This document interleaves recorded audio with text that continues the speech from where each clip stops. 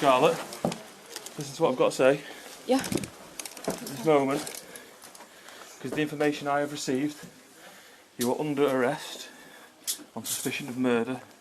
Obviously you are under caution, so anything you say is getting recorded. Okay? What if maybe a suspect is because, like, I was the last person seen her, or, like, how come I'm a suspect? Pardon? Like, how come I'm a suspect? How come you're a suspect? Is it because I'm the last person that's seen her, or is it? I don't know. All the information I've received is you are a suspect, okay, for the murder. Yeah. You Eddie? Yeah. Eddie, you're locked up suspicion of murder, alright? You don't have to say anything, but you may harm you eventually, don't mention when questioned. See you later on in court, and if you do say evidence, do you understand? Yeah, well, let's just unlock these. I can explain it. No, listen. Right, listen. Do it all on interview, alright? Yeah. You're going to take it to the wrong corner, you'll be interviewed about it, they'll ask you questions, alright? Yeah.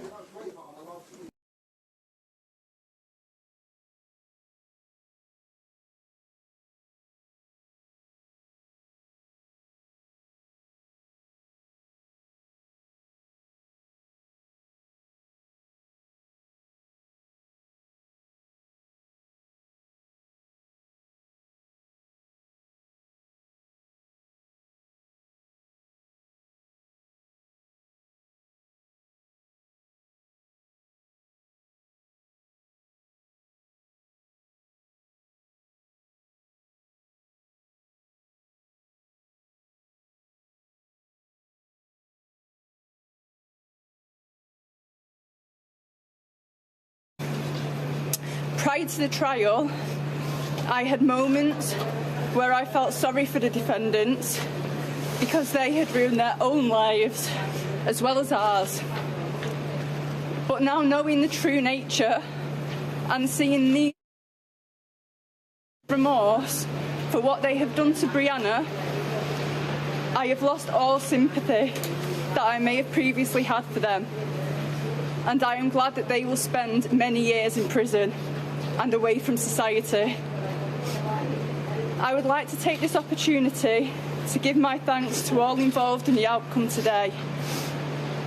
Thank you to Cheshire Police and the CPS for all of the hard work that has gone into building this case following a thorough investigation led by DCI Adam Waller and DI Nigel Parr. Thank you to our liaison officers, DC Sarah Newton and DC Linda Turtle, for supporting us throughout the investigation and trial with such professionalism and kindness. Thank you to Justice Yip for ensuring a fair trial has been carried out for all. Thank you to the prosecution, Deanna Hare, Casey and her team for all of the hard work throughout and for advocating for Brianna in such an outstanding way. Thank you also to the jury for making the right decision based on the evidence. I understand how difficult this must have been for you all, but you have worked hard and thanks to you, society is now a safer place. Thank you to all of those who gave evidence, with special thanks to the couple who found Brianna and PC Chadwick, the first officer on the scene. I'm so grateful that in the last moments of her life, she had the concern and kindness from you all, and I undoubtedly know that you did all you could do to help my precious child.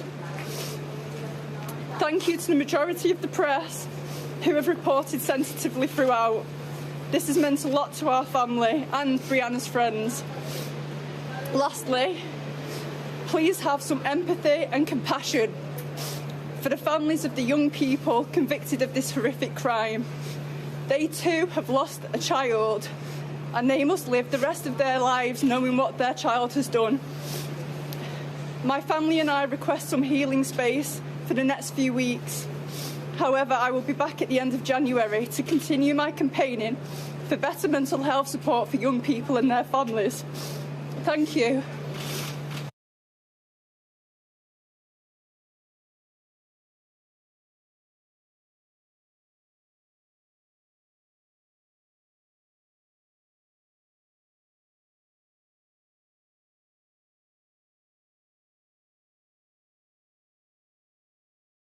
So in November, Scarlett came here on a managed transfer from another school. She was here for about 10 weeks. And then it was probably in about December time that we were aware that Brianna and Scarlett's paths crossed when they were in the inclusion room, which is where Brianna spent her time within school. There was always a member of staff in there. And Scarlett used to go in for a couple of hours a week because we couldn't always match, well, we couldn't match her timetable exactly the way it had been at a previous school. So she had some time in there to do self-study with a member of staff there as well. So we were aware that their paths had crossed. We weren't really aware of it in terms of a friendship as such. Like I say, Brianna's time in school was quite different to other students. She came in later, she left earlier, and she was always with a member of staff. But the fact that they knew each other, and from what we heard in court, there must have been some sort of friendship there. It just makes it even more horrific. It's hard, like I said, it's hard to believe that anybody would do this to somebody, but never mind a child to another child, and especially somebody that it appears that Brianna trusted. So I probably met Scarlett twice. When we were looking at the managed transfer for her to come here, I had a meeting with her and her mum and a member of staff from her school, and we just talked about what the conditions would be of her coming here. When it first happened, you know, I felt like there was a level of responsibility because they'd met at this school, and I think that's like a kind of a normal human reaction that you think, well, you know, if she hadn't been here, they wouldn't have met. But in terms of actually how we could have in any way have stopped that happening, there were no signs, there were no red flags. In terms of when students come to our school, we very much get information around their education. And I think the more information you've got about students, then you're able to support them more effectively and to understand them more effectively. And as something going forward, I think in general that better connection between, or better communication, I suppose, between those services and sharing of information can only be a good thing.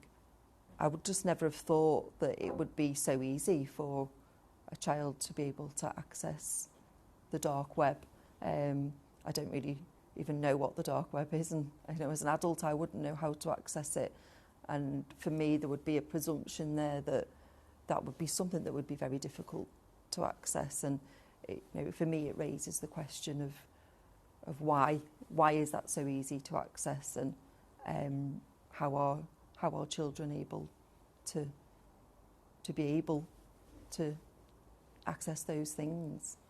And at least now, with the restrictions being lifted, we can have those more kind of like open conversations with the community and with students to say, yes, Scarlett was in this school for a short amount of time, and some of the students who are still here may have seen her around, and we can have those conversations where it's that reassurance that within school was very safe. You know, the awful thing that happened to Brianna happened at a weekend in a different area in a park, and it's just having that being able to have those more open conversations to reassure students and to support them as best we can is a lot easier now that the restrictions are lifted.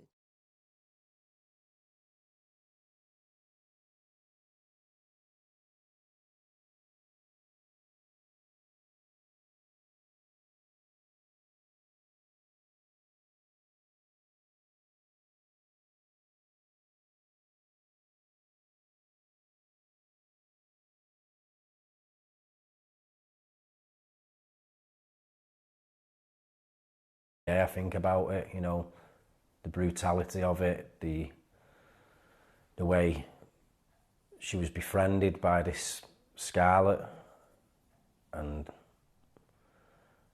she had anxiety and all that anyway, you know, and to have that trust with someone who's meant to be a friend, and she's took, you know, brave enough to go on that bus. Like, you realise she sent a message to her mum. And the thought of her just on that bus, not realising what's going to happen, it's just very difficult. I don't think I could ever get it out of my head. And the things I heard in the, you know, at the trial, the messages between them both, I've just complete and utter horror. And I have no feelings. Well, there's only anger towards them.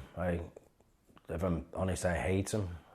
They're just evil, you know, for what they've done, and I don't think they'll ever change.